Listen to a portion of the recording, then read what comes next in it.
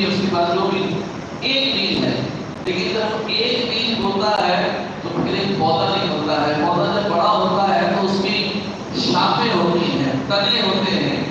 ایک بیج بویا لیکن اس میں سے اللہ کرے تو اس کے بعد میں اضافہ عطا فرما. جس کو تم نے دیا وہ کنجوسی کرے، بخل کرے، تو ایسا اس کے بعد تو جو ہے تمام برباد کرتا. تو اللہ ہی جو ہے وہ لوگوں کو فراخی دیتا ہے، اور اللہ ہی جو ہے لوگوں کو تندرستی دیتا ہے. تو تقویٰ کا ہے اللہ پاک نے کسی چیز کو بے مقصد نہیں بنایا. ہر انسان کی زندگی میں اور ہر انسان کے گھر میں بعض لوگ ایسے ہوتے ہیں جو بالکل بیکار ہوتے ہیں، بعض لوگ ایسے ہوتے ہیں جو کچھ نہیں کرتے. 4 بھائی ہیں، 3 کما رہے ہیں، اس میں کرنا سب اس کو ڈانٹتے ہیں، ماں باپ الگ ٹوکتے ہیں، بھائی کچھ کر لیا کرو.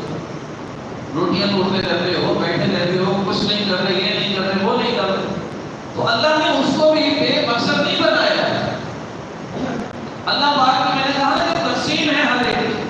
حضور علیہ السلام کی بارگاہ میں ایک نوجوان تھا، وہ حضور اسلام لے کر آیا. حضور کی مجلس میں اکثر وہ بیشتر آتا رہا.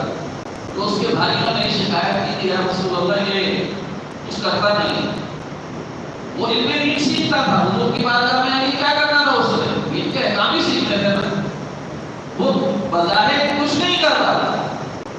تو حضور نے فرمایا کہ کیا تمہیں پتہ ہے کہ تم جو مال کما رہے ہو تمہیں کس کی وجہ سے مل رہا ہے؟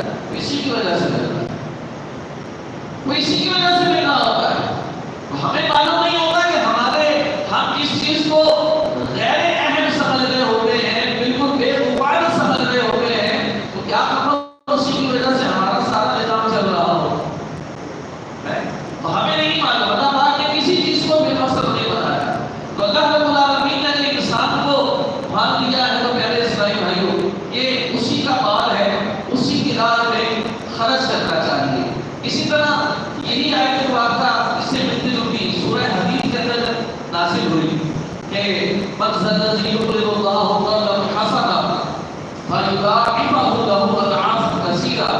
تو اس آیت کا شان نزول میں جب یہ آیت نازل ہوئی تو شان نزول اس کا یہ ہے کہ حضرت عبداللہ بن مسعود رضی اللہ عنہ فرماتے ہیں کہ نبی کریم صلی اللہ علیہ وسلم نے جب یہ آیت مبارکہ نازل ہوئی فرمایا کہ من ذا الذی یقرض اللہ قرضا حسنا، کہ کون ہے کہ جو اللہ کو قرض حسنا عطا کرے. تو ایک صحابی رسول کے حضرت ابو دحداح انصاری رضی اللہ عنہ، انہوں نے عرض کیا یا رسول اللہ صلی اللہ علیہ وسلم، کیا اللہ تعالیٰ چاہتا ہے کہ وہ ہم سے قرض لے؟ اللہ ہم سے قرض مانگ رہا ہے. حضور نے فرمایا ہاں، اللہ ہم سے قرض مانگتا ہے. تو حضرت عبداللہ بن مسعود فرماتے ہیں کہ انہوں نے نبی کریم صلی اللہ علیہ وسلم کا دست مبارک تھاما، اس ساتھ لے کر چلے، اس ساتھ لے کر گئے اور عرض کیا کہ یا رسول اللہ یہ میرا باغ ہے. اس باغ کے اندر 600 کھجوروں کے درخت ہیں. کتنے؟ 600 کھجوروں کے درخت. جو لوگ کھیتی باڑی کا کام کرتے ہیں انہیں اندازہ ہوگا کہ 600 درخت کی کتنی اہمیت ہوتی ہے. تو 600 کھجوروں کے درخت کہنے لگے کہ یا رسول اللہ یہ سارے کا سارا باغ جو ہے میں نے اللہ کو جو ہے وہ قرض میں دے دیا.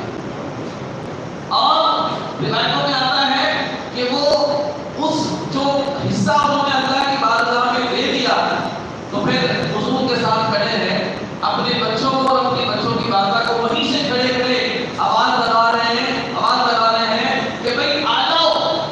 کیونکہ ان کا گھر بھی اسی بات میں تھا.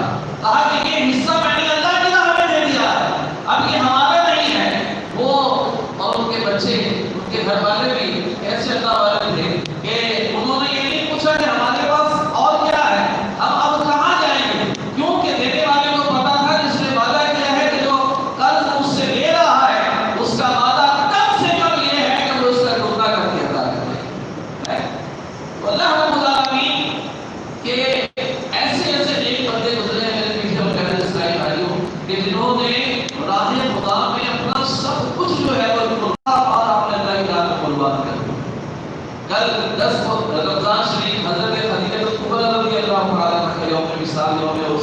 والوں کے درجات